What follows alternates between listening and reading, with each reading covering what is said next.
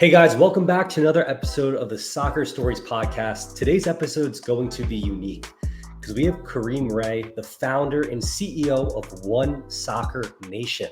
In fact, Kareem has his own podcast, the One Soccer Nation podcast, where he's done over 250 episodes.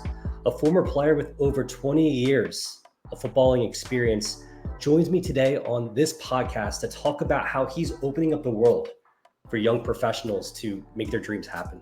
Kareem, how's it going? Ryan, I'm doing great. Thank you so much for taking the time for having me on your podcast. I love the work that you're doing. Thank you. Thanks for joining. And let's talk about, One Soccer Nation, where this idea came from. And hopefully that kind of starts us off hearing about your own path. Absolutely. So our goal at One Soccer Nation is to give unknown superstars the chance to go pro. Where that really comes from is my DNA. I grew up playing soccer at the age of 4. I've been playing for the last 20 years, all the way from grassroots to semi-pro levels. That's really where it really comes from, is my experience in wanting to give players the best opportunity possible, and knowing that there's so many amazing players around the world that haven't had the real opportunity to go pro, whether that was immigration adversity, politics, or financials. And we just want to be able to be a part and provide a platform where they could also go pro through One Soccer Nation. That's great. So diving into that, I mentioned that your career, your past playing, and you still play, I'm sure.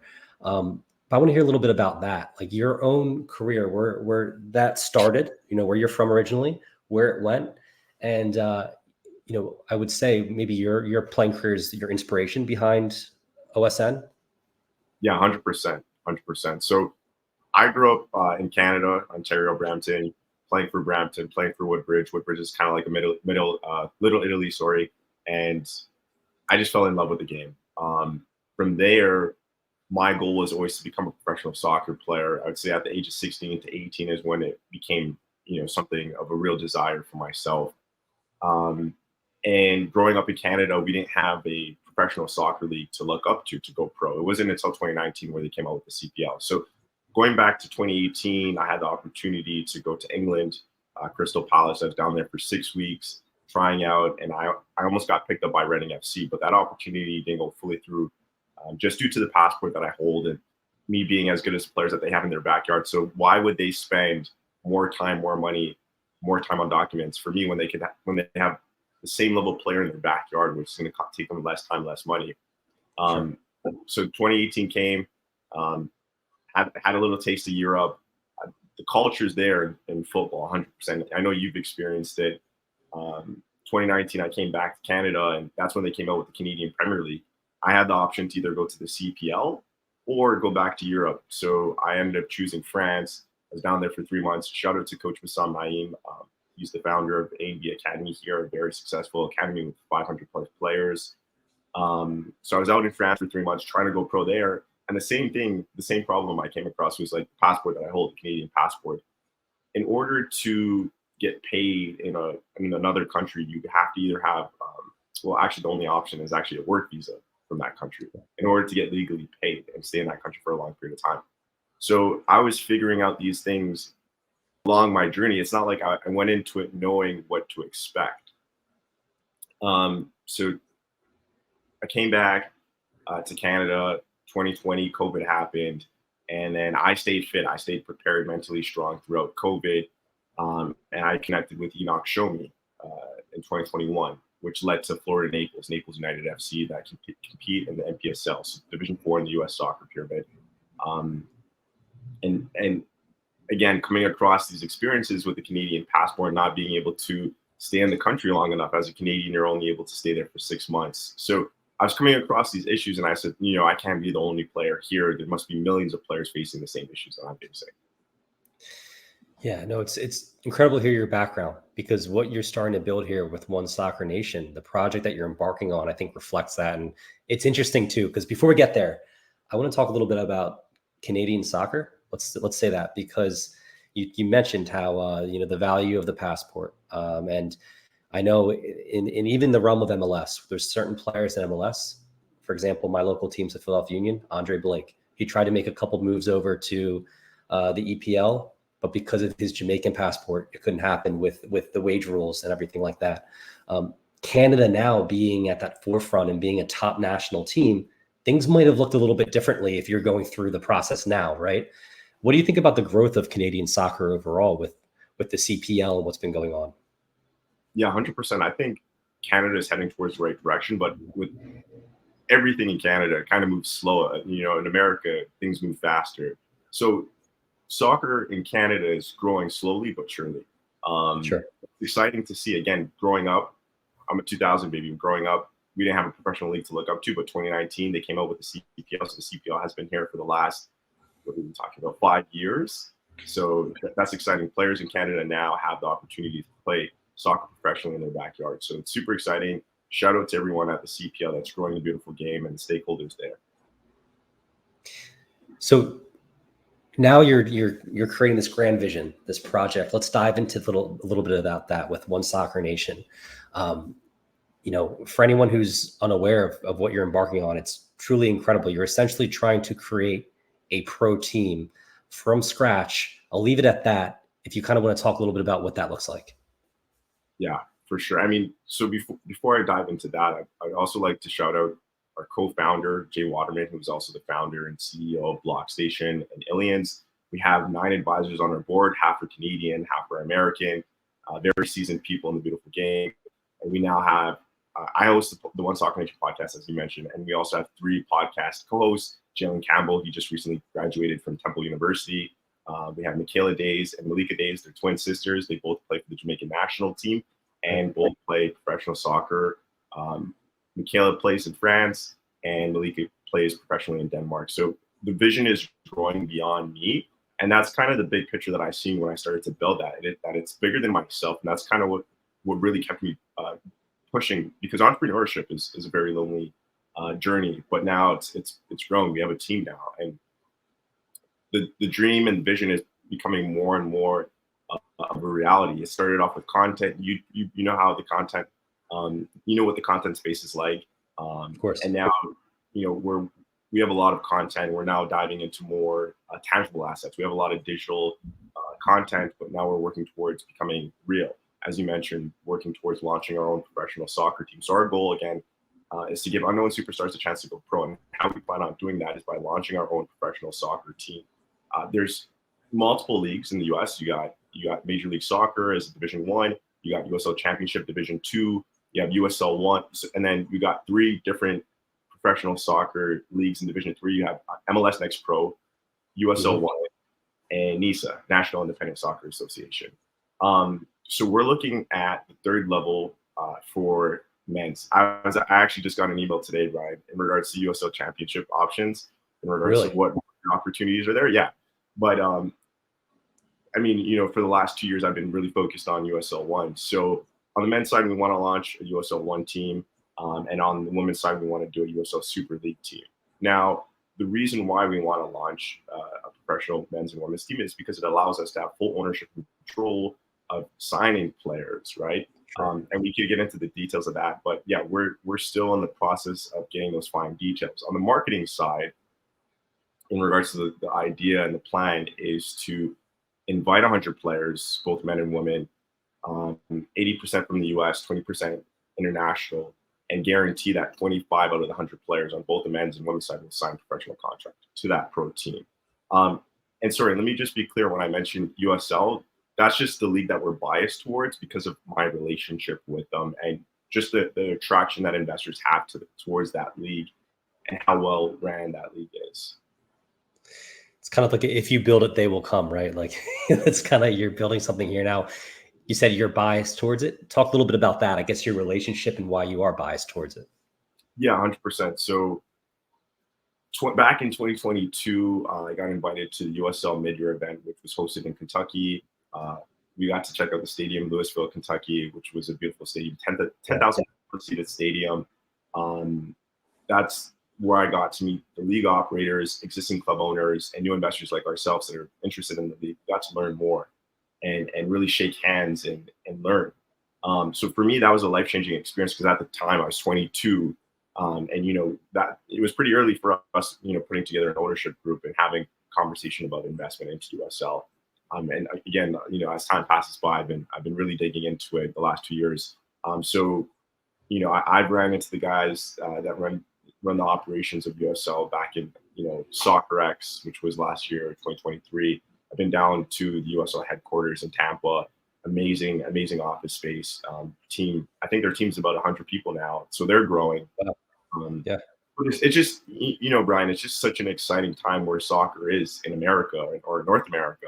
With the upcoming 2026 World Cup, Copa America in June, just around the corner next month, and just there's so much attention, hype, and excitement. Yeah, no, and that's the thing, right? I think you mentioned how the ecosystem is moving so quickly in America, and everything's on the horizon. Just this summer with Copa, next summer with the Club World Cup, which I think sometimes gets a little bit overlooked in the midst of the World Cup in 2026. So, an overall timeline for this vision. I mean, I'm sure it's a huge undertaking, right? And there's a lot of boxes that need to be checked. So, what's this timeline looking like right now? Yeah, no, so it's definitely not easy to launch a professional soccer team. Of course. There's a lot of capital, there's a lot of time, there's a lot of relationships that need to be built. We want to get in before the 2026 World Cup. Is that possible? Depends on how we go upon it. There's a few ways that we're looking at it. So one way is we partner with an existing club, for example, USL2 club that has the Mhm. infrastructure, the market, the franchise agreement to a USL1, so they can make the jump. All they need is the capital. So that's one way that we're looking at it. The second way is we start from scratch. We look at the map, we look at the open markets because USL has territory rights. We select a market, we plant a flag, and we start reaching out to investors.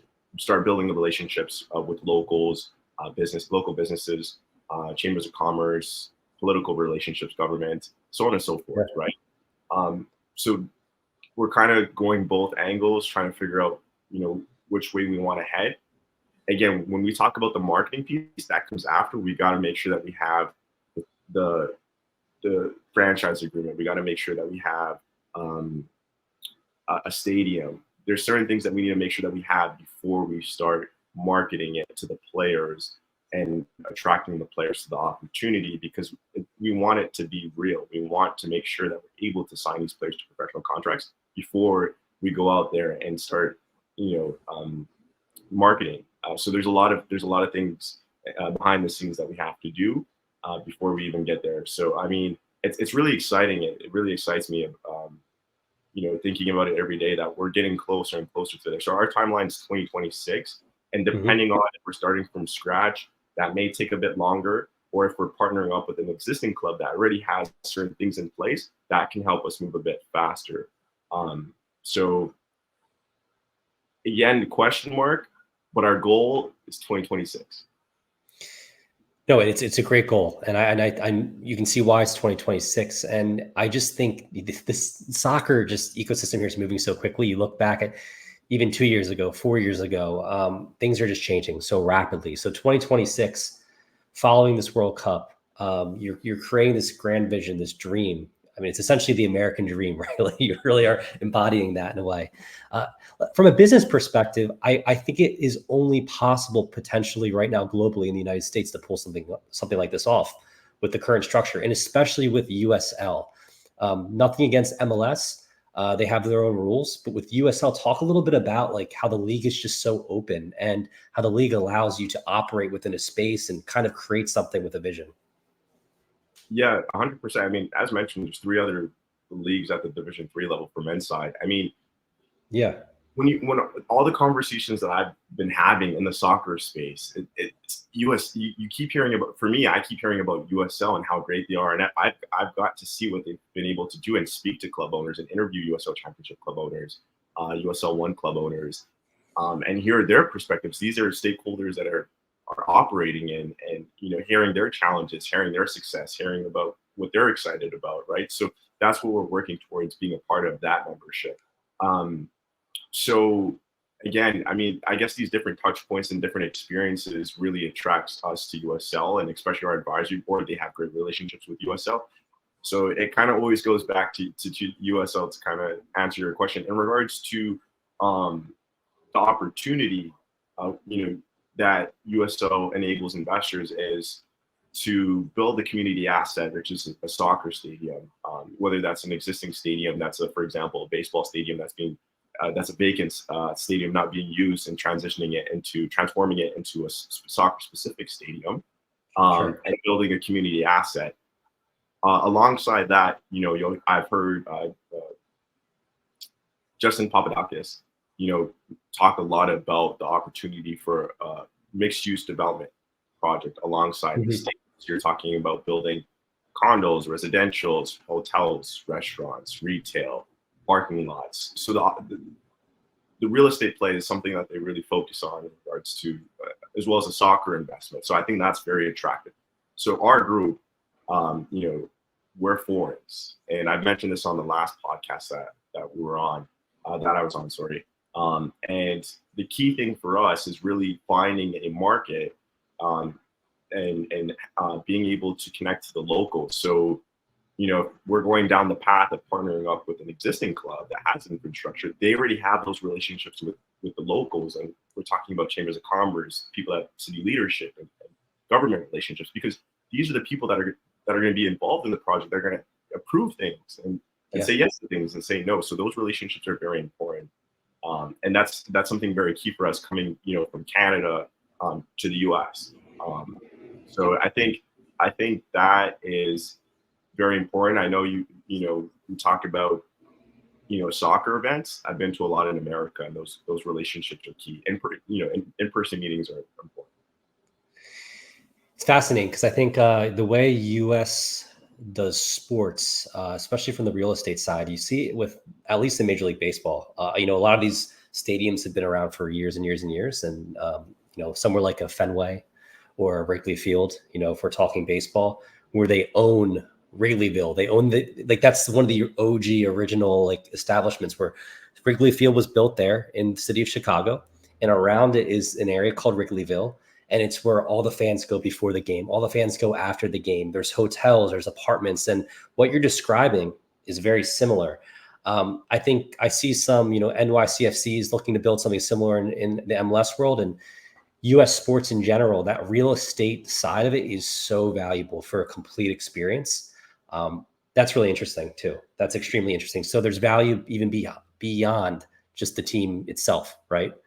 Let's talk about some of those events that you've been to. Soccer X, and for anyone who's listening to this podcast, kind of like more of an educational tool. What have you gotten out of that? And would you encourage young people who are interested in the sport to go to these events? 100%, Brian. So when I mentioned being a foreign, people want to know who you are. So I go a lot. I travel a lot between West Palm Beach and Toronto, back and forth often. And I'm not full time in the States, and I don't hold an American passport yet. I'm working towards getting a green card. So being at these events, especially after COVID, Yeah. I had an itch to be in person and meet people and shake hands and talk in person. In-person interactions help move things forward faster. People get a sense of who you are, what you're about, what you're doing, and if there's synergy, if there's good energy, if the right intention is there, I think people can sense that authenticity and want to help and be a part of the project. That's what. So let me go back. So 2022 USL mid-year event, that was more so of a paradigm shift for me that kind of changed the way my perspective on soccer and opened my eyes and mind to soccer, because I come from a player background.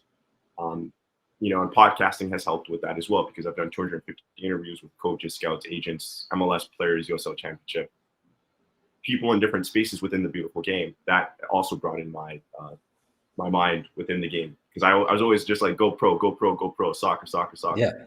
Like on the field, not anything outside of the field. So 2022 USL mid-year event changed my paradigm. High net worth individuals, what they were talking about, how they were talking about, being at the game. Such amazing people that want to do great things, that want to build things and bring people together, build something that brings people together, families together, creates memories, just an amazing space, a positive space, right? So that's super exciting. After that, for me, was I took some notes here. Let me just pull it up. I'm trying to go everything based off memory, but I want to go in order here. So after USL Meteor event in 2022, I got invited to the United Soccer Coaches Convention, which was in 2023 January. They sponsored our podcast, so that was another cool experience because it was my first time hosting my podcast in person. And first person I interviewed was Ira Jersey, a USL2 club owner, W club owner, and he is working towards launching a USL1.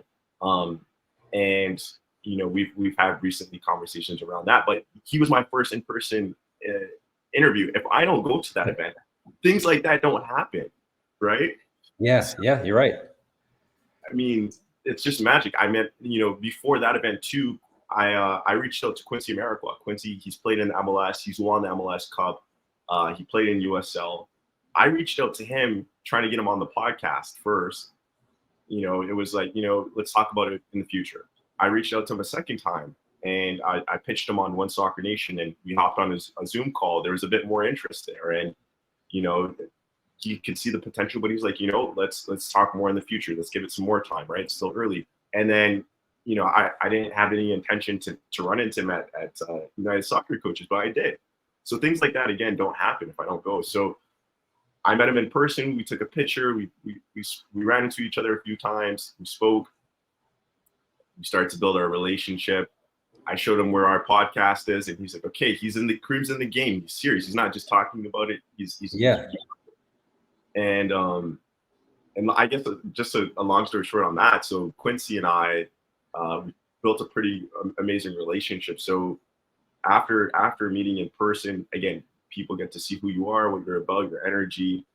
Long story short, he actually ended up inviting me out to California. It was my first time out to California. I stayed with him and his family. I did some farming, picking figs, did some work with him, did some soccer stuff, played a whole bunch of soccer with him. And we built a close relationship, right? I stayed with him, his wife, and 3 kids, amazing kids and family. And he brought me in like I was family, right? And ever since that, we've been building our relationship for about a year plus, and he's on our advisory board. So, if I go back 2 years and I think like, all right, we need it for One Soccer Nation, we need to get a professional soccer player that has done it, that's been in the game, right? Someone that knows the ins and outs. Quincy is that, and I didn't know we were going to get such a high-profile player to be a part of our project. And to have these experiences is again just it's the beautiful game, Brian. Like I know it's done wonders for you, it's done wonders for me. So, so I know it was kind of like a long-winded answer to your question about events, but events are important. Things like these don't happen if you don't go. And just to end off, I got 2 more here. I went to 2023. I went to the U.S. Soccer Foundation event, which is a nonprofit. I donated there, which was amazing. And then Soccer X Miami 2023 back in November. That was also really good because it's Miami. The weather wasn't good though. Yeah, that's a shame. So what? Brian, I rented a Maserati. For 2 days, and I'm like, the weather before was amazing. I'm like, once I get this car, I'm in West Palm. It's an hour and a half drive, or around an hour drive to my from West Palm. Sure. Beach. I'm gunning it. I'm speeding down there in the Maserati, but it was raining, so I was like, I had to drive slow, obviously, and take my time. Soccer X was good too, but it was a bit smaller event than, for example, United Soccer Coaches Convention, where they had 15,000 people there. 15. Wow. It was amazing. Soccer X was a bit smaller, more executives, C-suite guys in the game, stakeholders. They had what's his name? The MLS commissioner, Don Garber. There we go, Don Garber. He was there. The what's his name? The Miami of the mayor was there. The owner of Inter Miami? No, not the owner. The mayor of Miami was there. I forgot his name too. I can't remember. Yeah, he was there. I got to take a picture with him. That's awesome. So and then running into people, I ran into Dan Hallman and Matt Redder from USL Expansion Team. And when you run into people and reconnect, they see you're in the game, you're serious, you're not talking, and that's part of my reason to be out there, and as well as to learn, to see what's going on, and to participate. So I mean, and again, podcasting has opened a lot of doors because United Soccer Coaches convention where I got to host a podcast that was sponsored SoccerX. I interviewed the CEO, Patrick. Yeah. Shout out to Patrick. He hooked us up with some tickets. So things like that don't happen if we're not working and if we're not putting ourselves out there. So I mean, events are fun. It's an experience to learn, to meet people, and these things could lead to other things, as I shared with Quincy. And so I'll mention this last story. SoccerX, the last day, I met. Do you know Robbie, the Arsenal guy, the podcast? He has a big podcast. Like Arsenal Fan TV? Yes, Robbie. Yes, yeah. I met him there, so you get to meet big people like that as well. But Awesome. I met Richard Albert. So yeah, it was. Tell us a little bit about that. Yeah, I want to hear more about that. Yeah, I'll try to keep it short because I know I get long-winded sometimes. But yeah, it was pouring rain. The last day of the event. The event's basically done. I'm like, okay, I'm getting ready to go. Just catching up with a few more people, and I seen Richard Albert. I didn't know who he was at the time, but I just sparked off a conversation. He was waiting for his Uber. His Uber was lost, thank God. Yeah. And we had a conversation. He mentioned that he worked with the UK government, and they basically bring capital from North America to the UK, investments in the English Premier League and other top sports in the UK. And we just talked. We talked about a few other things. We talked about life and so on and so forth. And I shared, I have a podcast. Would you be interested to come on? He said yes. So it went from a meeting in person because of the rain stopped him, and meeting in person at SoccerX to podcasting, having him on the podcast, introducing him to our co-founder Jay Waterman, and then sharing the idea of One Soccer Nation, having a bit of back and forth there. Having a follow-up call, and then, to having him on now on our advisory board. When we talk, politics and government relationships, that's Richard, right? Like that's part of Richard's inventory, and I don't have that. So being able to have him on our advisory board and to learn from him, it's amazing. So I mean, and shout out to everyone on our advisory board, amazing people, and they believe in me, they see the vision, and I'm just so grateful and thankful. Well, it's very inspiring. And, it shows that if you're resilient and you put yourself out there, anything can happen. And that's, I think that's with the beautiful game here in the ecosystem of soccer here in this country. Anything can happen. It's Kareem, it was great having you on the podcast today. Just hearing a little bit about you, your background, One Soccer Nation, what you're building, your advisors, and even just some advice for those who might not have a plan right now. You don't always need a plan, but you need to put yourself out there in order to come up with a plan and build off of something. So Kareem, thank you so much for coming on today in the podcast. And I really enjoyed speaking with you. Thank you, Brian.